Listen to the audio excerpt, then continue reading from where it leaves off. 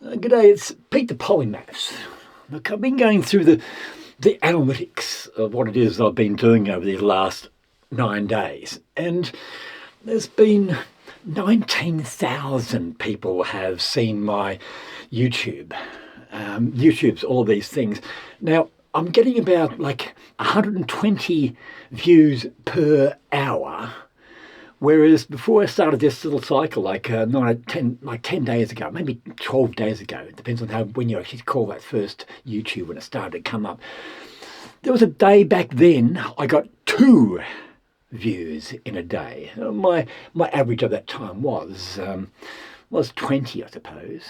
So it went from almost nothing to going a certain kind of viral. And so I'd like to thank you for being another viewer in that enormous process and that enormous cycle.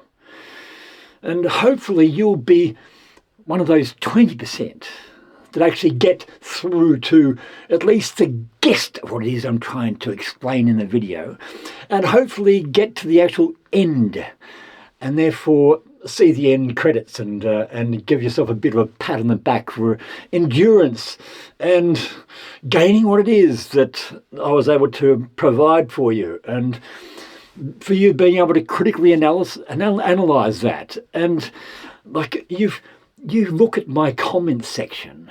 You must look at that comment section. It's so important to validate your own opinions of what it is that I'm saying, to seek contradictions that have been drawn out by other people, like other experts that have an opinion on this that I seem to have overlooked.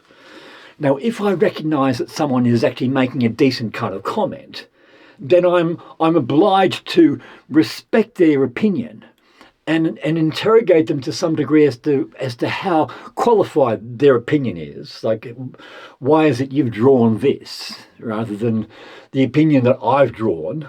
And I claim to have summarised all of the sciences that have ever been sort of expounded on and developed over these last centuries, even like going right back. So I claim an enormous amount. But as you know from my first big video in this sort of series, that has the 9,000 views in just over a week, about what knowledge is, I myself have to assess how much I know about a particular subject. And I have to admit that there's almost no subject that I consider myself to be a master on. There is a certain aspect of certain things that I claim certain levels of mastery. And some of them might be even quite obscure, like radiography. I became the best radiographer on the entire planet. Now that sounds like such a grandiose claim that no one could make and no one could verify, and you could never really get any radiographer to agree with it. But I was not any ordinary radiographer. I became as good as I became because I rejected everything they were trying to teach me, and they punished me by getting me to repeat my final year. And then 5 years later, I was presenting papers at conferences and stuff about how poorly it was taught and how badly it was practiced, and how that consequently led to higher radiation dose and less job satisfaction. But it's tradition. It was my first lesson in the traditions being passed on without question. And that's a very powerful lesson to learn, is that we have been born into a time that doesn't make any sense. It's nothing like the past, and it's nothing like the future. Whereas in our ancestral days, when they were born into a time, it was very, very much like the past. And it was very, very much like the future. And so we're like a little island of something that's happening, rather than being this amazing sort of continent of drifting through development stuff. Now, I've made certain kinds of claims and stuff, and I'm a polymath, and I'm encouraging you to make your first steps towards becoming a polymath as well. And like, I encourage you to advance yourself in 4 distinct ways. Now, the first is that you must become a singer, and that's because If we weren't singers, we would not be humans. It's essential for us to become singers. It's what the voice like development it came from, and it's what turned me in from being a comparatively ordinary person who was just studying all the sciences to understand climate change and try and teach people how to avoid those predictions. It turned me into, it educated me to being a master of voice, to become an overtone singer. It doubled my vocal range. I could I extended an octave and a half of vocal range, which is absolutely astonishing. And no one can teach you that, except me.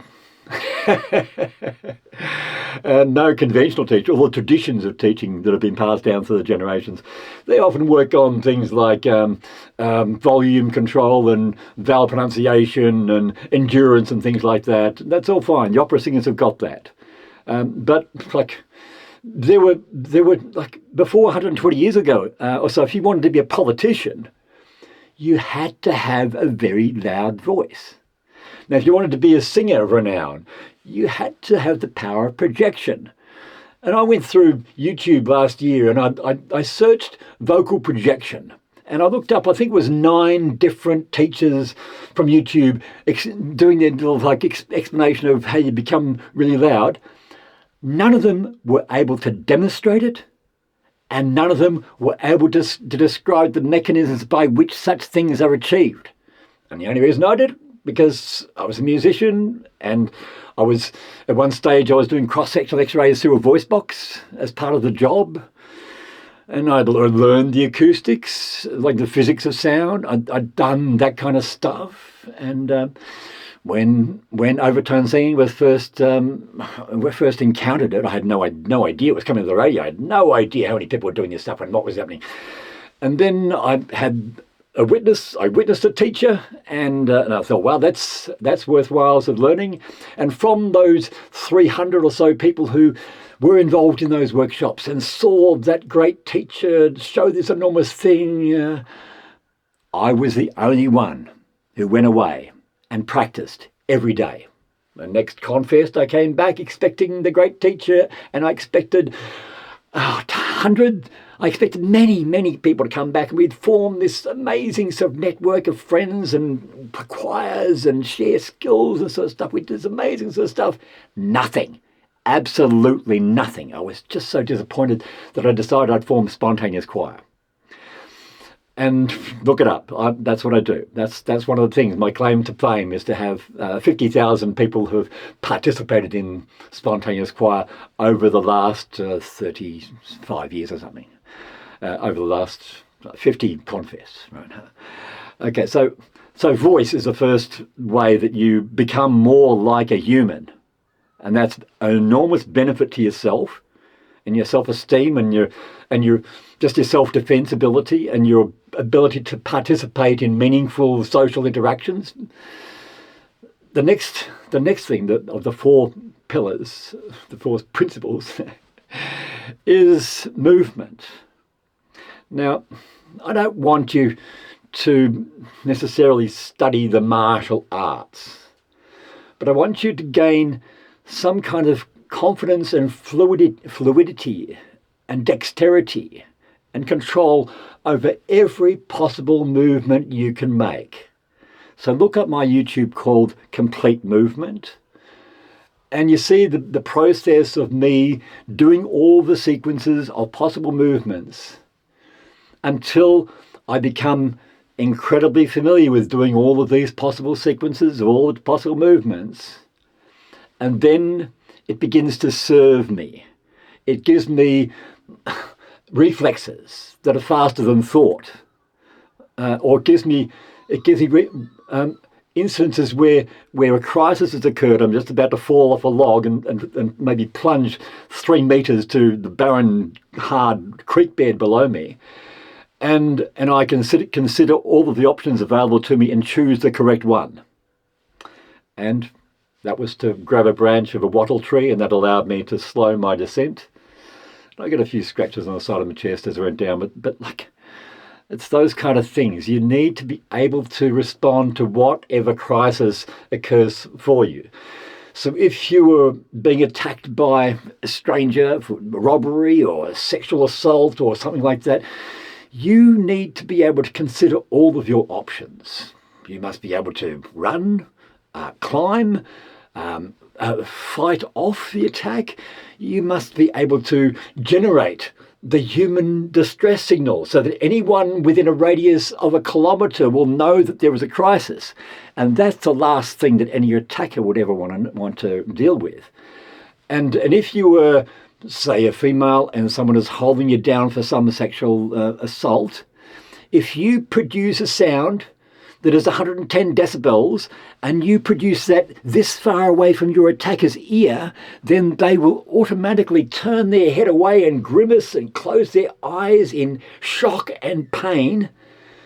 And that's when you kick him in the groin. So why are we not taught these things? Like I tried to run classes on this at festivals and stuff after a particular nasty incident that occurred in Melbourne so many years ago. And I was prevented from doing it because I was mansplaining. Are there any women who can do this stuff? Are there any women who have mastered voice? Now, there's a few, but you can search them, and they're probably not Australian. And they're not particularly famous, but just Google, just search on YouTube for overtone singers. Let's find out Anna Marie Heffel, and she's one of my favourites. But she's still an expert in one particular field of that, but not all the rest. Anyway, I was defining some movement. You need to be able to be able to walk long distances. So have the confidence that if everything else fails, there's no vehicles you can use to get the hell out of where you are, you can still get the hell out of wherever you are. And we've come from people who were quite confident and able to walk 20 kilometres per day, carrying all of their shit, carrying their children, carrying their sort of weapons and tools and whatever it is they need to have. They could do that, 20 kilometres. Now, when is the last time you walked 20 kilometres? When's the last time you walked 10? Most of you will do some kind of bit of a health walk every now and then. You'll do 5. And then you'll be carrying a water bottle because you wouldn't want to get so thirsty on the way. Toughen up. Gain the confidence that you can deal with whatever situation comes up. And make sure you are totally familiar with where it is you live. So all the streets, all the houses, all the creeks, all the hills, all of the places that you may need to escape to get out of harm's way. All of the ways you might need to fend off the raiding parties of the associated tribes or the marauding animals and all these other catastrophes that people have always had to deal with that somehow we don't. But our psychology, our brain evolved to always having to deal with these things. And if, like your brain, if it knows that you are totally and completely unprepared for anything that happens, and that's, by the way, the reason why we have the army and the police force, then you will have fear, deep down, uncertainty, and I need to surround myself with fences and alarm systems and CCTV and lock all the doors and never trust anyone because I'm just so vulnerable, because I'm just so totally helpless and useless. And if a crisis happens, I just hope someone else can take care of it because I'll be absolutely a drain on everyone else's resources. I'll drag down the possibility of our group survival just because of my very hopelessness and helplessness. So change your psychology. Avoid the risk of becoming nihilist and depressed and ignorant by becoming confident in what it is you can achieve. So that's the second of the principles. The third one is learn how to think. Now, some ways of learning how to think will mean becoming familiar with all of the fallacies of thinking, where all of the thinkers make mistakes. There's about 20 different fallacies that are used in arguments and in debates and all of these kind of things. Now, I became familiar with those by watching thousands of YouTubes about religion. All these sacred ancient texts being sort of taken apart by the historians and by the ex-believers and by the scientists and by the philosophers. Like, listen to the people who criticise things like religion and things like chemtrails. If you believe in chemtrails, listen to the people who know that it's total, complete, utter bullshit. Don't give the excuse of, oh, there's some kind of enormous cabal, there's bribery out there, like all these people who are going through university and gaining all of these things, they're being brainwashed or they're being paid off by some kind of group to continue to spread lies in order to somehow, for some unknown, godforsaken reason, to keep people in intellectual poverty and stuff. And you, like the one who believes in the chemtrails, you are one of the heroes of the species fighting against the evils that are trying to drag them all down. And you see in that it's going to be really hard for someone like that to then have to come to the realisation that they've been a total, complete idiot for not doing their research, the thing they blame other people on. They think research is like you find out some amazing thing and then you just find out all of the other people who believe in the same kind of bullshit. And then you find out you're in an entire community who believe in the same kind of bullshit. It's the same as religion. Every conspiracy is the same. And you even say that some political systems would be the same as well. Anyway, so make sure you understand how that particular system of thinking can hold you back. It will stop you from making progress. It will keep you locked into being under the control of idiots that are greater than yourself. Now, the other aspect of thinking is to do with understanding all of the numbers and scales and distances involved in us comprehending reality. Now, brains have obviously ended up being able to construct three-dimensional reality using vision. We do the same thing using hearing. We do the same thing when we're touching things. We are building a model. My predictions coming from my model relate to exactly the way that the actual outside world works. We understand the limitations of our sensory systems. But you recognise that our brain is designed to actually sort of take in this limited information and construct something that we can actually sort of understand and believe and interact with and understand and sort of stuff. And that's, my system is called three-dimensional counting. And you look at my YouTube called Billions of Billions. Now that's actually a summarise of the whole title, which should be Billions of Billions and Billions of Billions. And that defines what it is that we are as a one, what anything else is as a one. Our perspective, the relationship between what our mind is and all these scales of things that at the small they're totally impossible to perceive, and at the large they're impossible for us to perceive. But they're still there and they still define us and they still require our modelling of them, our making them part of the thing that we understand as our reality. And we see that science has been gradually sort of increasing our ability to see, perceived to include all of these things so that we have then all of this more intense and accurate evidence, and then our model becomes more and more intense and accurate. And then we have the last section, which is the most difficult because it's knowledge. And we've gone through this before. I've mentioned it in many videos and stuff. It's what it is that I am as a polymath. I've had to deal with being able to quantify what it is that I know. I have to work out whether I'm an idiot, whether I just have a slight grasp of reality, whether I've really learned what it is that I think I understand, whether I've gained any great familiarity with this concept, or whether I've come to this point of actual mastery.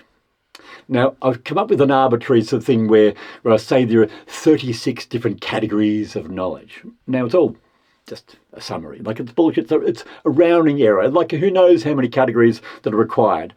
But everything that defines what it is you are is a category, right? So you might say one category is body.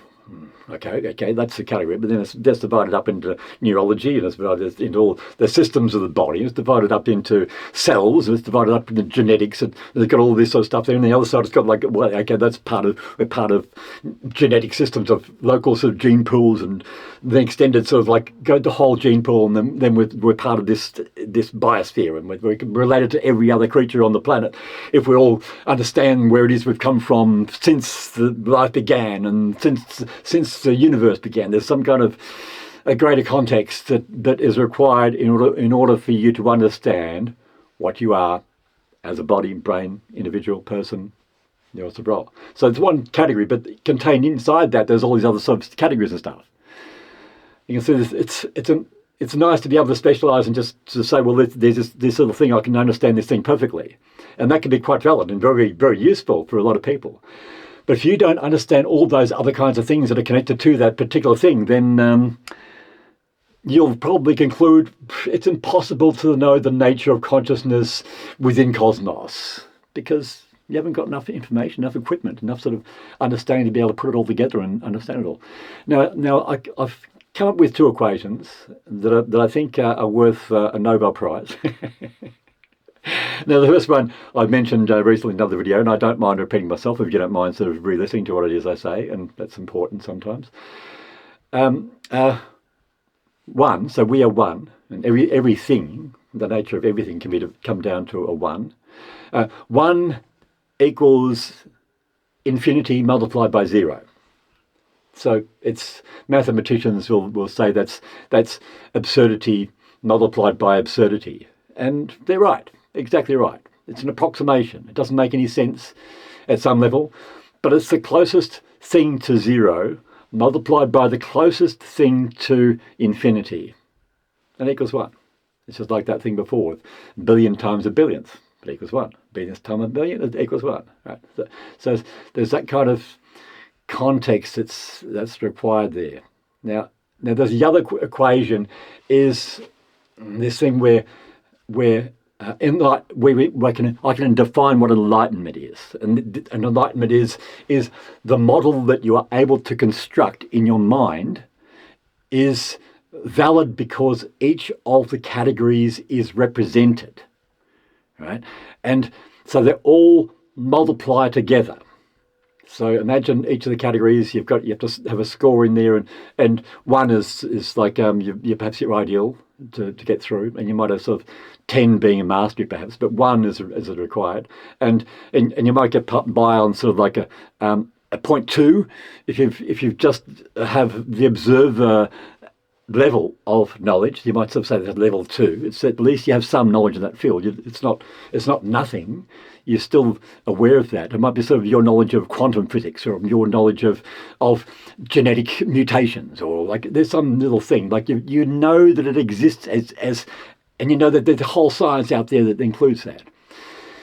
So then the 36 categories, each of those is perhaps a one, and each of them is multiplied together, and so you as a one is equal to 1 multiplied by 1 multiplied by 1 multiplied by, and go all the way through to all of those categories, all multiplied by 1.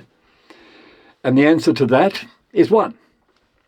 So, but if in that sort of 36 different categories, all the 36 different numbers that you have to have in there, if one of those categories is a 0, then the equation you have is not 1 equals 1 in the end. It is 1 equals 0. You conclude that there's no answer to the great mysteries of life, or anything's existence, or anything, because there's not enough information in your mind to actually build the complete model that will put it all together and explain it. Now, I've done research on lots of religions and things like that, and I've met born-agains, and I've met people who thought they were Jesus Christ. Now, I don't believe that, but I do have the capacity to change the course of human history, to create whatever second coming was supposed to do. But for me, it's a trick. It's causing a fallacy to come true.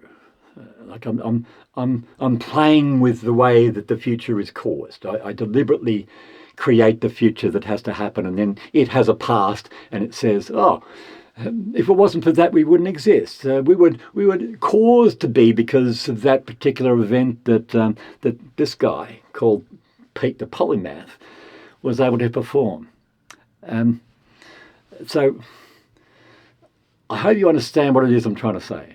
These four principles of advancement, and you have to start somewhere. And if you haven't got very much knowledge in say science, just look at YouTube and go back to some of the fundamental sort of levels of education are available to that. And if you want, there's whole courses in different kinds of sciences if you take an interest in something. But to learn anything, you have to be motivated to learn. Now, some of the motivation for our learning system is like, if you work really hard as a student, then you get a job and it'll pay really well and you won't have to worry about money for the rest of your life. And that's a good motivation. Or you might sort of get involved in learning some university course, like you might become a doctor because you think that it'd be worthwhile to dedicate your life to helping people through their misery, like stop the pains and cure them from the illnesses and bring their a long happier life rather than a life of pain and suffering and disability. That's great. Like, that's motivation. And so what's going to be your motivation to go through this process of learning all of this stuff for at least 3 years before we even have a chance of being able to have enough knowledge and ability and skills to begin to change the system that we're born into, to be able to get to that world that is free of injustice and war and poverty and crime. We can build that. We know we can do that. It's possible because we're such an amazing, versatile kind of evolved creature. That's our speciality, is adapting to all of these things. But it's how we get from here to there. And you remember when you left school and you thought, well, I know a lot more than I did when I started secondary school. And now I've graduated from that and I've made this enormous progress. So when you go to university and you end up leaving and think, oh wow, like I didn't know how much I didn't know, and now I have this enormous potential, this enormous ability to bring good to the world, to be of some enormous extended benefit to the world. And at the same time, I raised my own self-esteem and my self-value and my I can attain a positive outlook, and surely that's motivation enough. Like you might play video games or computer games, and your motivation is to move from level 3 to level 4. Well done. Other people addicted to wasting their time may think that that's an enormous accomplishment, but most of us will think, well, that's a great way to squander 1,000 hours of something that could have been used for something that was actually of benefit to yourself and to others. Anyway, this one's gone on long enough, and I need to stop. And so what I'm going to do now is I'm going to take the SD card out of this camera. I'm going to load it into my computer, and I'll begin editing this in probably 10 minutes. And I'll have finished editing this in probably half an hour, maybe 40 minutes if I struggle a bit. And then I'll begin the upload. So it's like a run spontaneous choir. I just go into it. I'm going to start. I'm going to go through. I'm going to finish. And that's it. I'm relying on you to understand what it is I'm trying to achieve. I'm not going to waste my time doing all the fancy kind of editing and trying to sort of create these thumbnails. I'm not going to try and sort of like polish a turd. I'm not going to try and sort of do anything apart from just what it is that I am now. But just before I leave, I should just do a tiny bit more of an update on what's going on. I am quite healthy. I'm quite healthy, but that is not going to always be the case. And I've got this little spot just above my nose here where a biopsy was done yesterday. I've had a biopsy done on this. I've got a big sort of wound on the shoulder that I need to go over GA and a flap sort of just to cover all of that, because it's a terrible sort of BCC carcinoma, the BC. I've got squamous cells, I've got basal cells, I've had one malignant melanoma taken off, and currently I'm lined up to have 7 different skin lesions removed, either from local anaesthetics or from general anaesthetic, and that will occur over the next 4 months most likely. I'm not worried. I've already had 29 of these things taken off me, and I just have to live with it. But they're a necessary process. I can't deny it, and it's a consequence of me living like a human. I lived for 40 years, as much as I could in the summertime, with a good tan. Right? Oh, there's my alarm going off. My fridge is kicking in. Now, the other thing is I do have diabetes too, and it's causing my lower limbs to lose circulation, and I'm losing feeling down there. In a couple of years' time, that will become more severe. I might not be able to continue living on my organic farm. I might have to look for other kinds of ways of continuing to exist. It raises other risk factors, such as heart disease and stroke and other kinds of things. And so there can be a day when suddenly I go offline forever, you know. And I need to be able to put this stuff on YouTube so that you know what's going on. And hopefully these kind of YouTubes, you recognise that they have value, and you'll download them just in case the entire sort of data centres and stuff are taken out by some crazy missile strike by some enraged country that America has attacked for no reason at all. I shouldn't laugh about such things.